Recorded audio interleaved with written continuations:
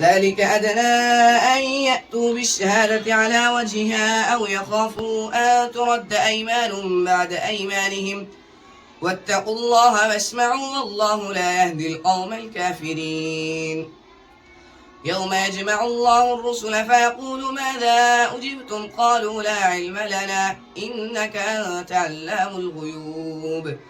إذ قال الله يا عيسى ابن مريم اذكر نعمتي عليك وعلى والدتك إذ أيدتك بروح القدس تكلم الناس في المهد وكهلا وإذ علمتك الكتاب والحكمة والتوراة والإنجيل وإذ تخلق من الطين كهيئة الطير بإذني فتنفخ فيها فتكون طيرا بإذني وتبرئ الأكمه والأبرص بإذني وإذ تخرج الموتى بإذني وإذ كففت بني إسرائيل عنك إذ جئتهم بالبينات فقال